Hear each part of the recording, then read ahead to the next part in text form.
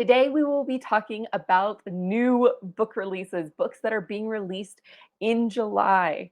And there are so many. So I'm going to talk about 25 here in this video, and then I'm also going to briefly go over a few others that are being released in July. This video is mostly focused on speculative fiction. I might mention a few books that are not speculative fiction, but I'm not really focusing on those ones in this video.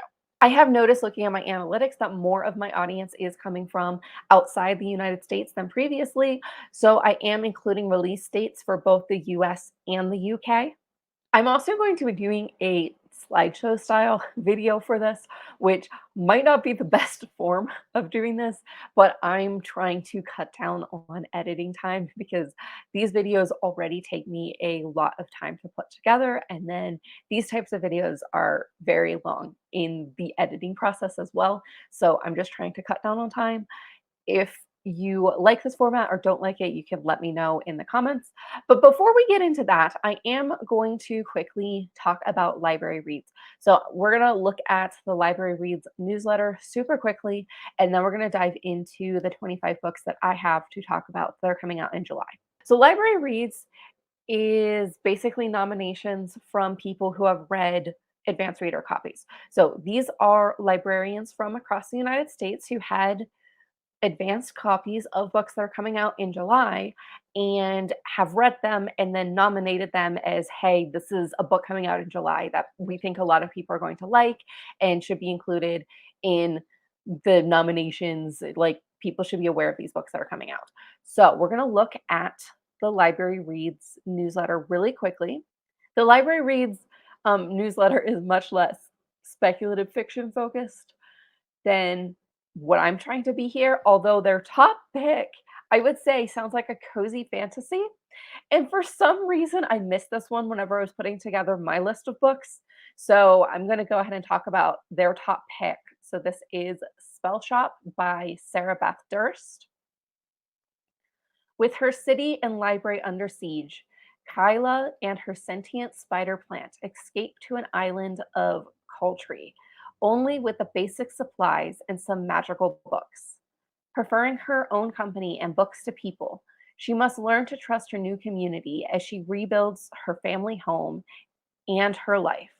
This sweet cottagecore novel is a pure delight, and it has novelist read alike. So, novelist is a place where you can find read alikes. Like, if you like this, you might also like that. And their read alike is You Can't Spell Treason Without Tea, which is a cozy fantasy. So I'm just kind of going, this falls into the cozy fantasy category. As you can see, their other ones, for the most part, are not in the like speculative fiction genre.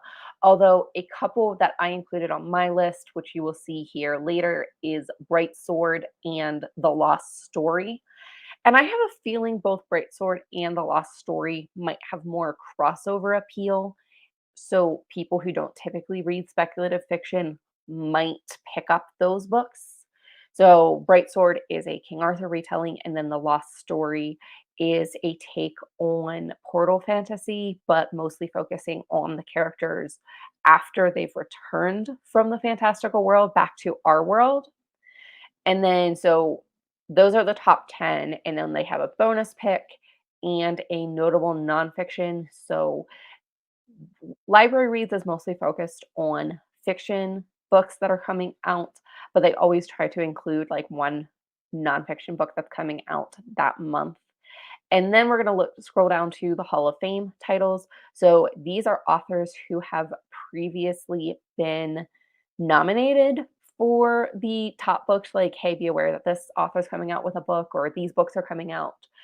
So all of these authors here that are in the Hall of Fame are authors that were previously nominated and then were nominated again this time. So they usually try to focus the top 10 on authors who have not had their like Library Reads win before, I guess you could say, because you might be less aware that they are coming out with books. But once they've already made the list, then it's more likely that you are already aware of the author and likely to get their title. So then they have our Hall of Fame, which are authors or books you might already be aware of, but are also coming out with notable books in July. So that is Library Reads. Now let's dive into the collection of books that I have that are mostly science fiction and fantasy titles. The first one is The Failures by Benjamin Lyer. This sounds like a unique take on the chosen one trope or like the hero's journey because we're picking people who have already failed previously. So this is not the entire synopsis. If you want to know more about any of these books that I have listed, you can find that in the description of this video. I will have the titles and authors, and you can look up more to find a full description. Benjamin Lyer masterfully weaves intricate tales across time and space. With unique world building, this tale plunges readers into a mechanical, planet-sized realm abandoned by its divine creators. It's a tale of second chances and redemption. For these heroes have once tried and failed to salvage their home. Now they're presented with another shot at salvation or doom. Okay, this next title is one of the few books on this list that actually have a different release date in the US versus the UK. So this book's actually already released in the UK. And I want to show you. So as far as I can tell, this is the cover that is being released for the hardcover books in the US and the UK. But this is a cover that's being released for the audiobook. And this was the cover that I saw first whenever I found out about this book. And I saw this cover and I read the description and I was like, this sounds really cool. And this is now the cover that's being advertised all the time. And this cover would not have made me dive into the book more and find out more about it. So I guess it's a good thing I did not see this cover first. But it's just they give really different vibes. So that's interesting. Since she was a little girl, Helivyr has been able to raise the dead. Every creature can be saved for a price demanded by the shrouded figure who rules the afterlife, who takes a little more from Helivyr with each soul she resurrects. Such a gift can rarely remain a secret. When the Princess Solavane, sole heir to the kingdom's throne, is assassinated, the queen summons Helivyr to demand that she bring her granddaughter back to life. But once is not enough. The killers might strike again. The princess's death would cause a civil war, so the queen commands that Helivyr remain by her side.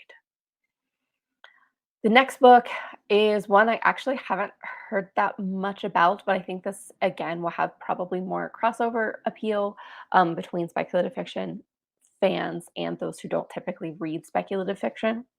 And this one is coming out in July for both US and UK residents, but it's 2 days later in the UK, and I don't know why.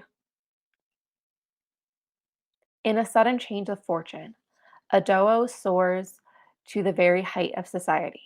But after a lifetime of subjugation, the power that saturates this world of battles and political savvy become too enticing to resist. As tensions with rival states grow, revealing elaborate schemes and enemies hidden in plain sight, Adodo must defy the cruel king she has been forced to wed by reforging the shaky loyalties of the court in her favor, or risk losing everything, including her life. Loosely based on the myth of Persephone, Masquerade takes you on a journey of epic power struggles and political intrigue that turn an entire region on its head.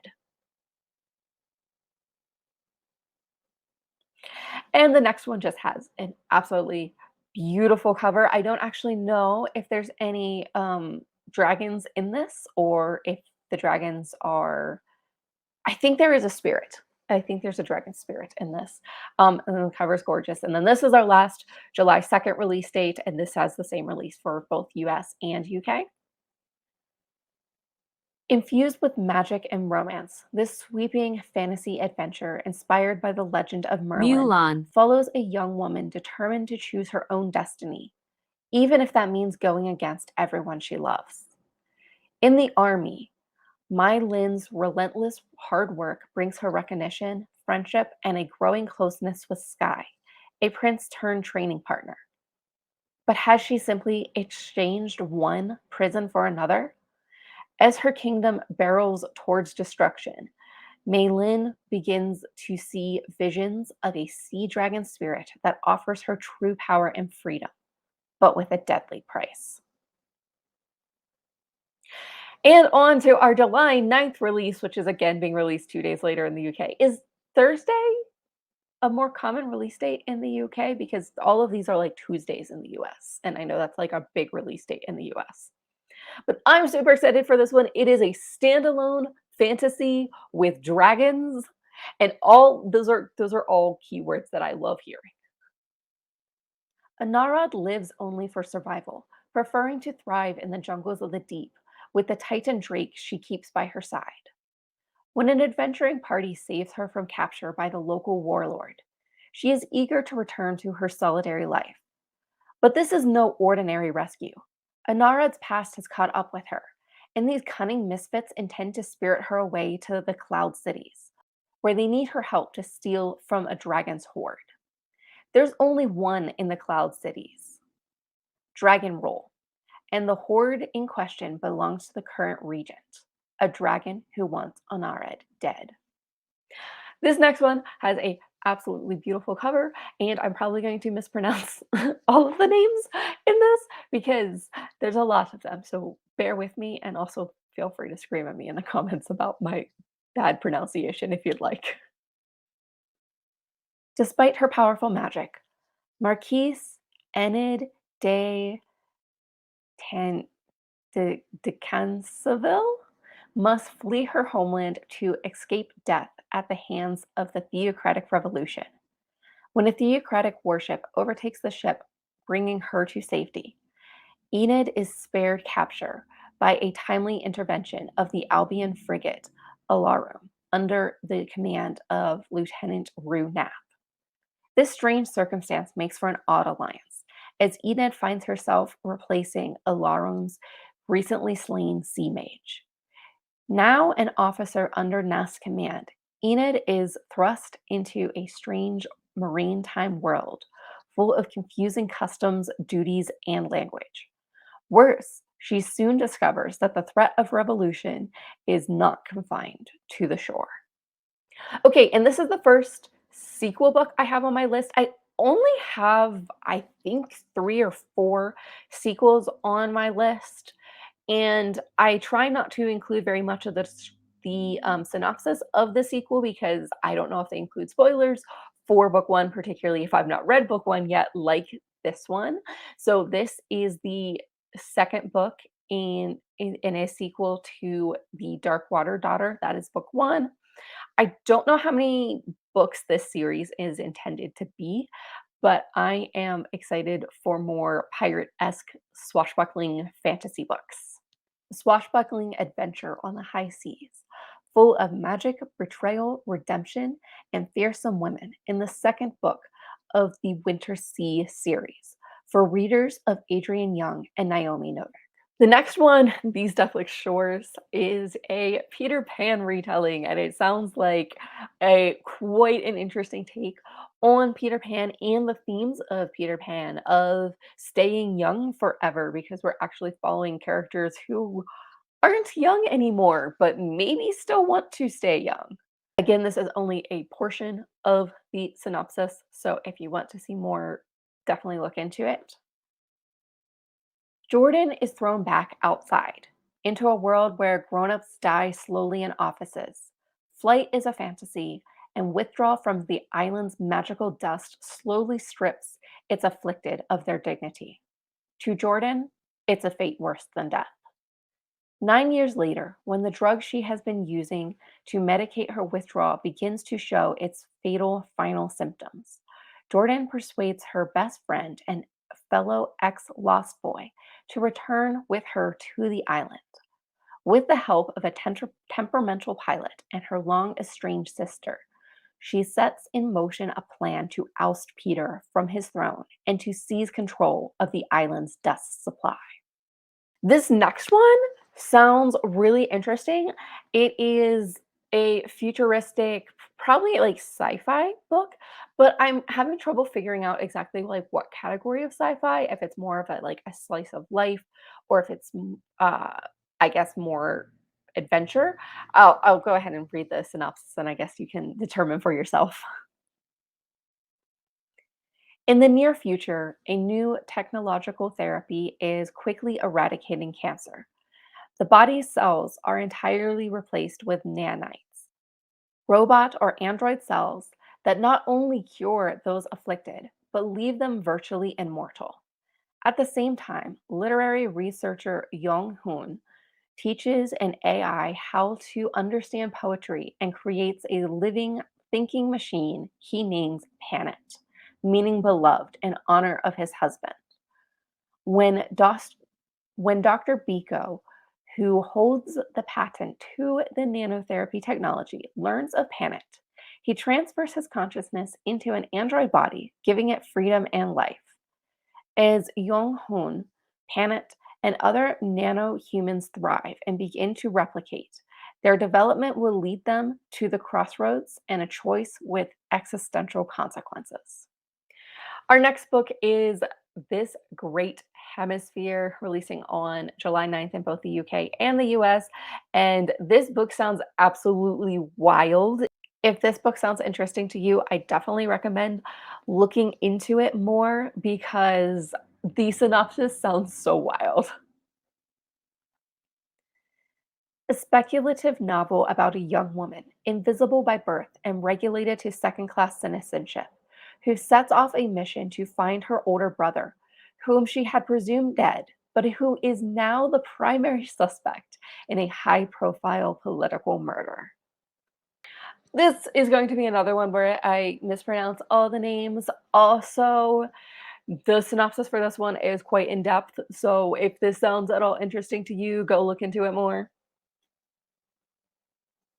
Soon, Deviko de Reguli will be expected to take the reins of power from his father and demonstrate his mastery of the game of novelese, knowing who to trust and who to doubt, and how to read what lies behind a smile. But in Navola, strange and ancient undercurrents lurk behind the guild and grandeur, like the fossilized dragon eye in his family's possession, a potent symbol of their raw power and a talisman that seems to be summoning the Vico to act. Okay, so the next one, the synopsis reads kind of historical fiction, but it's like tagged as steampunk science fiction. So there might be some speculative elements in this story. And this one, unfortunately, is not being released in the UK until September, which is several months later. But I think it balances out because, like, the other one, what was it, The Gilded Crown, is already released in the UK. I don't know. Clara Blakely has left her days as Miss Take, the notorious villain of Victorian London, behind her. She is a reformed, law abiding citizen using the superpower given to her by the industrial pollution to pay her debt to society. Or that's what she would have the authorities believe. Clara has no intention of helping anyone but herself, and the last thing she wants is to be dragged into a fight against the new and murderous evil that's stalking the streets. Yet, despite the hero brigade thwarting her at every move, she must take on the city's powerful and corrupt elite by joining forces with a cheat, her hapless landlord, and a trio of trained killers, including an assassin whose skill with a knife is matched only by their skill at creeping into Clara's heart. With stakes so high, Clara must become what no one, least of all herself, a hero. That is not a complete sentence, but I think you get the idea.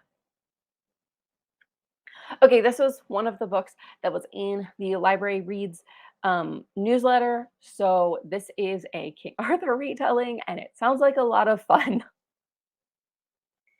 A gifted knight named Colum arrives at Camelot to compete for a spot at the Round Table, only to find he's too late. The king died 2 weeks ago at the Battle of Camlin.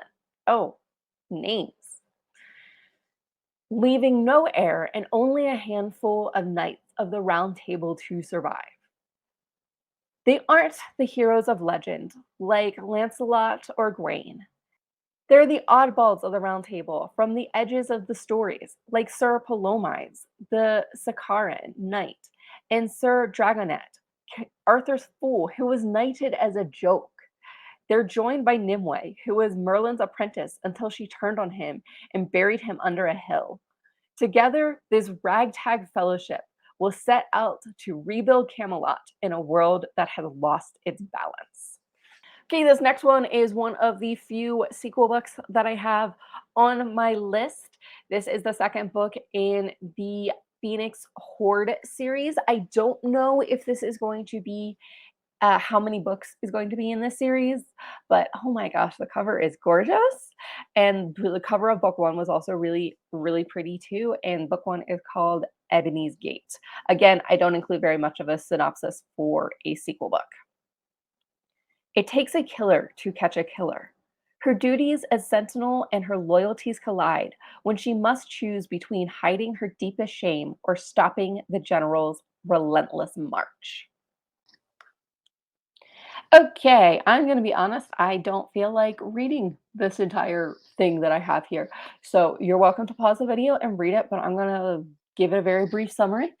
People have magical abilities that can make them transport between kingdoms in this like multiple kingdom universe. I don't know if it's like traveling to other universes or if it's just like traveling across a particular universe in a very short amount of time, but there's these portals and people can use portals, and those who have the ability to use the portals are like the slaves of the people who want them to like run around and collect all this stuff for them.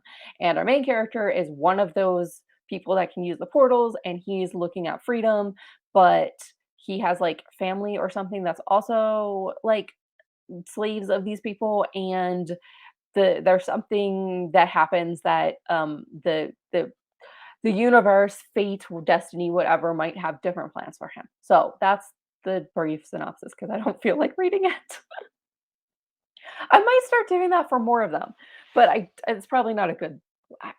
I want to change the way that I make these videos, and I just haven't settled on what works for me. So if you have feedback, let me know. Okay, next one, The Lost Story. As I said, I think this is going to be a crossover book. It made the Library Reads newsletter, which is not necessarily indicating a crossover appeal because there fantasy does sometimes make the Library Reads lists. So I just think this one might. It feels that way. So this is about a portal.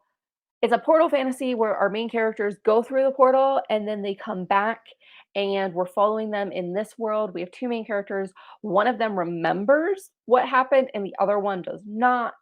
And the one that does remember is now like working as a like missing persons investigator, and someone has currently gone missing, and he thinks that this person went through the portal into the fantastical world, and he must recruit the guy who does not remember anything. But this might involve like resurfacing traumatic memories for them. So it sounds interesting. Let's move on because it's a lot of words on the screen and I'm kind of tired of reading. I am going to read this one because I have absolutely no idea how to describe this book. So this is a July 16th release. It is called The West Passage. It releases in both the UK and the US at the same time. And this is only a partial synopsis. I read the full synopsis and I still don't fully know what this book is about, but it sounds interesting. So I'm still intrigued. When the guardian of the West Passage died in her bed, the women of the Grey Tower fed her to the crows and went back to their chores. No successor was named as guardian, and no one took up the fallen blade. The West Passage went unguarded.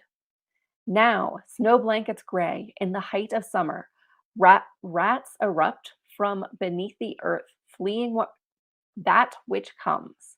Crops fail, hunger looms, and none stand by to face the beast stirring beneath the poisoned soil.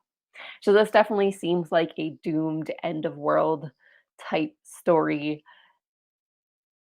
It sounds interesting.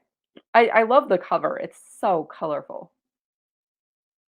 Next one, The Blackbird Oracle, is book 5 in a series, and I wasn't sure if I should include something like this deep into a series. Like, if book 5's coming out, should I be including that? But I decided to go ahead and include that.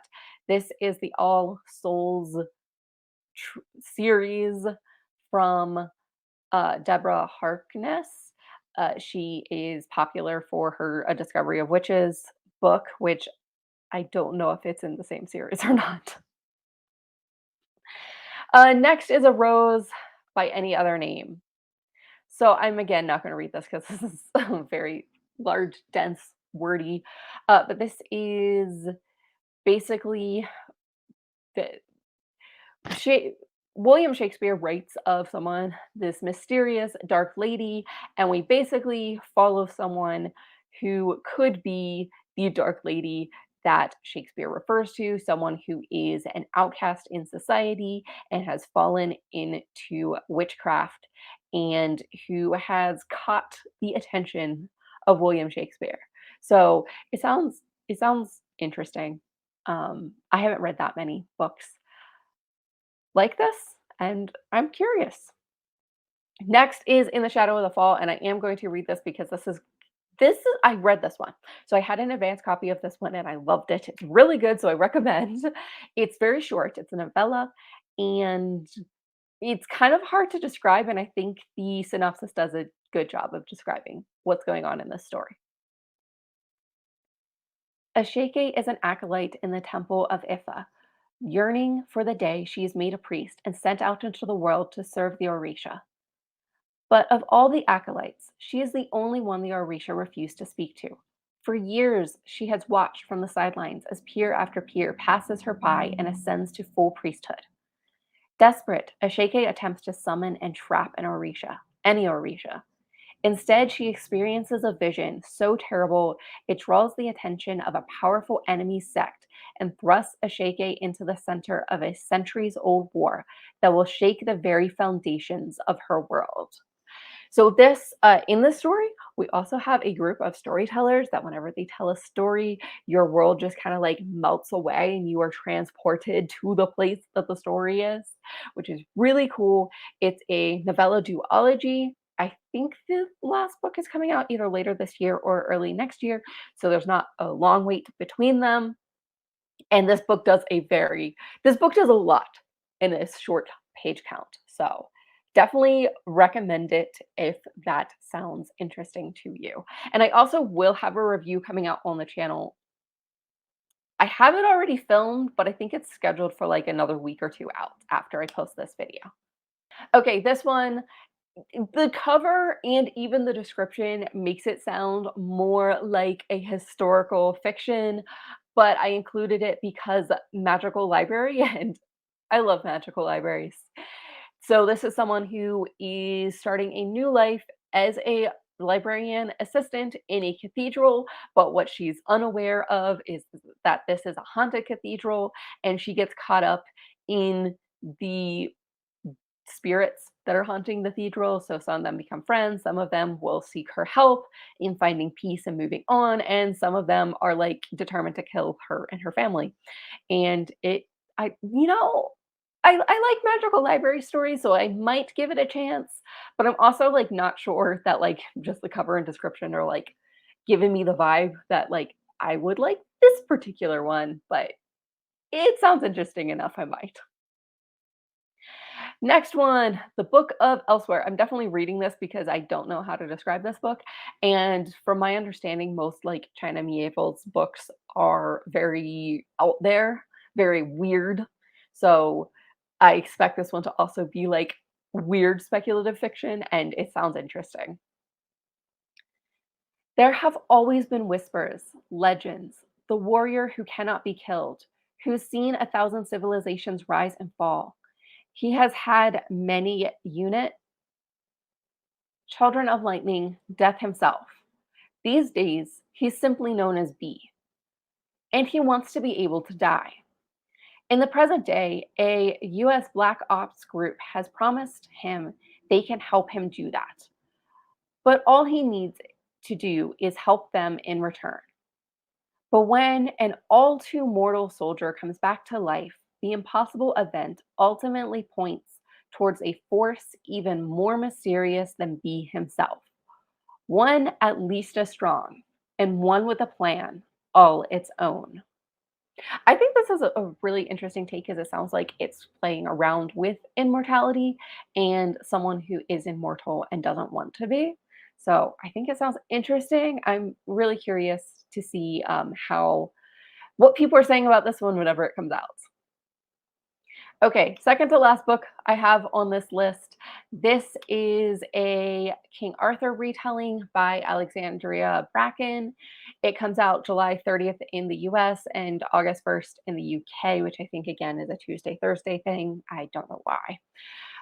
Arthurian legend bleeds into contemporary action, and the scars of the past are torn open anew by a star-crossed love that refuses to go quietly. This riveting conclusion to the Silver and the Bone duology will hold you in its thralls until the very last page. So this is a conclusion to a story that was already started in Silver and the Bone is the book title of book one as well as the title of the duology. And I've liked Alexandria Bracken's works previously, so I have thought about trying this one, but obviously I haven't yet. But they're both out, so I can binge it if I want.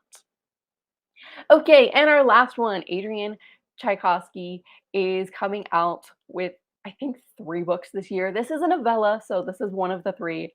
This is a novella, and it sounds really interesting. I've not read anything from this author yet, but I really need to start because he puts out so many interesting sounding books. 20 years ago, Marx went into the rainforest with a group of researchers led by Dr. Elaine Fell to study the extraordinary climate and to see if it could be used in agriculture. The only thing she learned was that the zone was no place for people. There were deaths, and the program was cut short. Now they're sending her back in a plane crash, a rescue mission, a race against time, and an environment to bring out the survivors.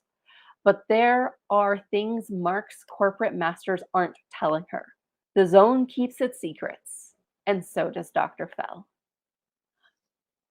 Sounds like an interesting story, and I've enjoyed speculative novellas recently, so I might just be picking this one up. But there's so many on this list, and they're all being released in July, so it's hard to keep up with all the books coming out. So if you have any feedback on how I do these videos, leave it in the comments. If any of these sound interesting, let me know, and I hope to see you in another video. Happy reading!